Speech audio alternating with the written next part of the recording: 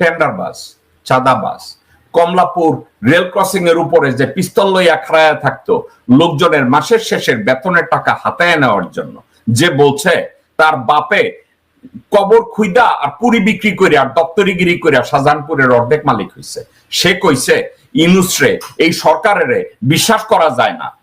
শুনেন গোরখোদক আব্বাস কি বলছে।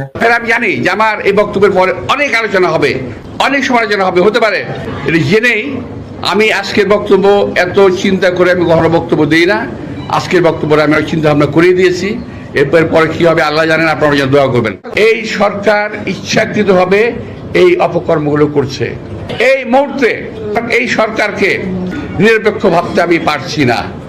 এই সরকারের মধ্যে অবস্থানরত উপদেষ্টা যারা বাংলাদেশের নাগরিকই নন, তারা এই দেশ পরিচালনা করতেছেন।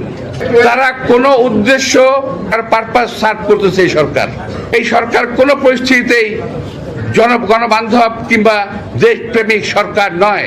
তারা আসলে দেশ এবং জাতির শত্রু। একমাত্র বিএনপি একমাত্র আছে বাংলাদেশকে এখন বিদেশি শত্রুর হাত থেকে রক্ষা করার জন্য। বিএনপিকে রাখা যাবে না। এই যে বিএনপি নিধন আন্দোলন শুরু হয়েছে, তারই একটি বিষয় হলো এইটা। প্রথম কথা, সে বলছে এই কথার পরে কি হবে সেটা সে জানে না। আচ্ছা, আপনাদেরকে আমি ঠান্ডা মাথায় একটা কথা বলি। এই কথাটা বলার সময় এই গোরখোদক আব্বাস জানতেন যে তাকে অ্যাটাক করা হবে। কেন অ্যাটাক করা হবে জানেন?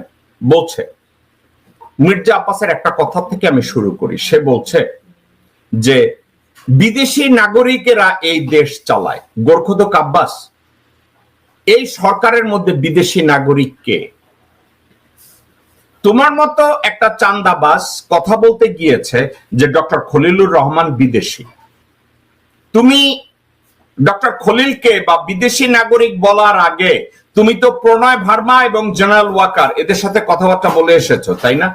প্রণয় ভার্মাকে চেনো তো, যার সাথে তোমরা প্রত্যেক দিন হাসিনা ক্ষমতাসীন থাকাকালীন গণভবনে আর ইন্ডিয়ান হাই কমিশনে গিয়ে চা নাস্তা খাইছো।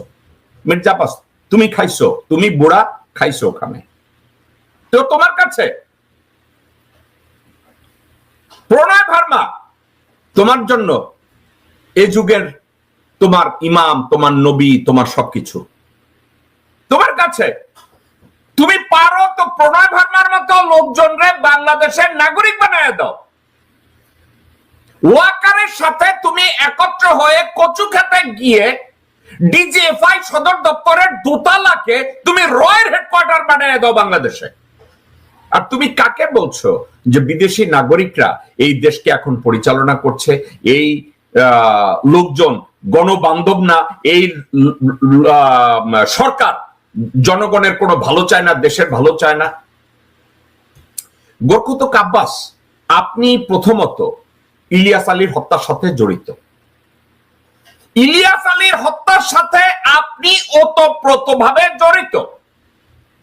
কারণ ইলিয়াস আলী, হারিক চৌধুরী একত্র হয়ে সিলেটি গ্রুপ পরিবহন ব্যবসায় ভাগ বসাইতে চাইছে, টেন্ডারবাজিতে ভাগ বসাইতে চাইছে। সায়দাবাদ বিভিন্ন জায়গায়, গরুর হাট, টেন্ডারবাজি, মিউনিসিপ্যালিটি বিভিন্ন জায়গায় ভাগ বসাইতে চাইছে।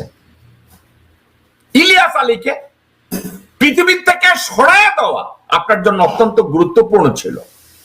আপনি প্রতিদিন কোটি টাকা ইনকাম করেন, আপনি প্রতি মাসে কয়েকশো কোটি টাকা ইনকাম করেন। আপনি যদি কয়েকশো কোটি টাকা ইনকাম করেন, সেখানে যদি ভাগ বসায় ইলিয়াস আলী অথবা হারিক চৌধুরী, এটা আপনি মানেন নাই। আপনি শাহজাহান খান, সুব্রত বাইন, হারুনের মতো অফিসার, বিপ্লবের মতো অফিসার, আপনারা বেনজিরের মতো অফিসার, আপনি বেনজিরের বাসায় আড্ডা মারেন নাই? আপনি জুয়া খেলেন নাই বেনজিরের নিয়ে ঢাকা ক্লাবে? গোরখোদক আব্বাস, আপনি বেনজিরকে নিয়ে, হারুনকে নিয়ে, শহীদুল হককে নিয়ে, আমির খসরু মাহমুদকে নিয়ে আপনি জুয়া খেলেন না একত্রে? আপনি একত্রে মাগিবাজি করেন নাই? আপনি হাজতে গিয়ে আসাদুজ্জামান খান কামাল, বানরমুখ কামালকে দিয়ে আপনি আপনার হাজতের মধ্যে বেটি ঢুকান নাই? করছেন তো। এবং আবার দিনের বেলায় আপনি বেগম খালেদা জিয়ার পাশে বউরে বসায় দিচ্ছেন। বেগম খালেদা জিয়া কি করে? আপনি এগুলো করে কি দেশের বান্ধব হইছেন? আপনি জনগণের বান্ধব হইছেন? আজকের আপনি বলছেন নির্বাচনের কোনো নাম গন্ধ নাই। আপনি নির্বাচনের কি বুঝেন? আপনি গোরখদক আব্বাস, আপনি দপ্তরিগিরি বুঝবেন অথবা পুরি বিক্রি বুঝবেন। আপনি মুক্তিযুদ্ধ করেন নাই, অথচ ভুয়া মুক্তিযোদ্ধা সার্টিফিকেট নিয়ে নিজেকে মুক্তিযোদ্ধা বানাইছেন।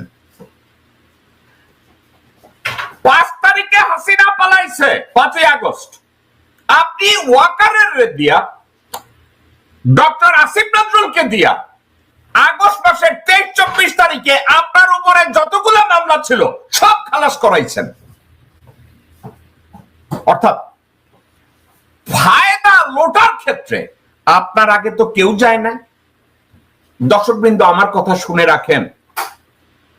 5 তারিখে হাসিনা পালাইছে 5ই আগস্ট 2024 এবং 23 এবং 24 August metropolitan magistrate court, high court এবং সুপ্রিম কোর্ট তিনটাকে ব্যবহার করে জেনারেল ওয়াকারুজ্জামানের সহায়তায়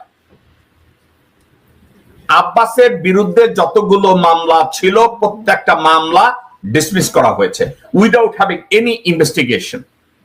ওয়ারাস জনাব তারেক রহমান এখনো দেশে আসতে পারছেন না।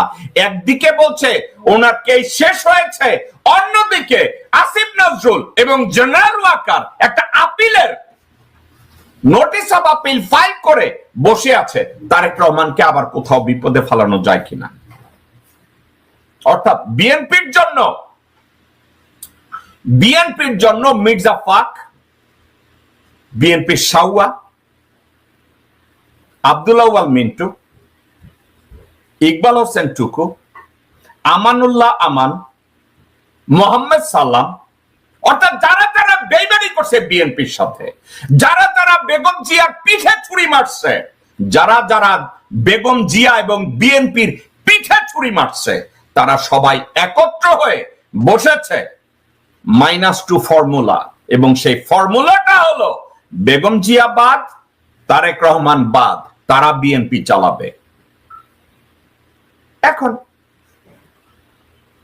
এই গোরখদক আব্বাস বলে এই অন্তর্বর্তীকালীন সরকার নাকি বিদেশিদের দ্বারা পরিচালিত। এই বিদেশিটা কে? এই গোরখদক আব্বাসকে কেউ যদি জিজ্ঞাসা করে তাই গোরখদক, বিদেশিটা কে? একটা নামের কথা তারা বলেছিল, ডক্টর খলিলুর রহমান। এটা গোরখদক আব্বাসের কথা না। এটা কাদের কথা জানেন? রণধীর জয়সওয়াল, ভারতের পররাষ্ট্র মন্ত্রণালয়ের এক স্পোক্স পারসন, তার কথা। ডক্টর খলিল নাকি আমেরিকান নাগরিক, বিদেশি নাগরিক। বিদেশি বলতে ভারতীয় হারামজাদাদের সংবাদ মাধ্যম বলে ডক্টর খলিল বিদেশি নাগরিক।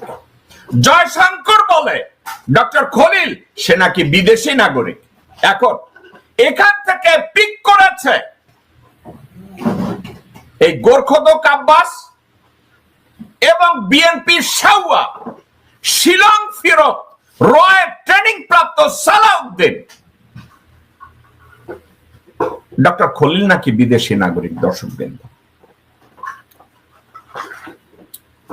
ওয়ারাস ডক্টর খলিল তার সারা জীবনে শুধু একটা দেশের নাগরিকত্ব আছে, ওটা বাংলাদেশের, অন্য কোন দেশের নাগরিকত্ব তার নাই।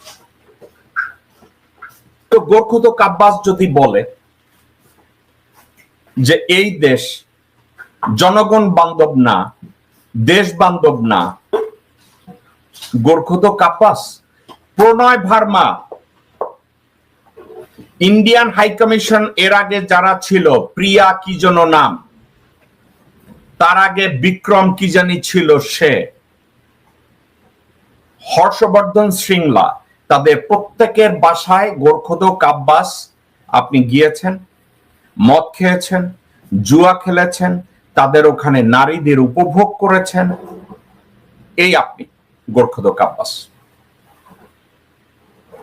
আপনি করেছেন। এবং এই আপনার উলঙ্গ ছবি এবং ভিডিও তাদের কাছে আছে।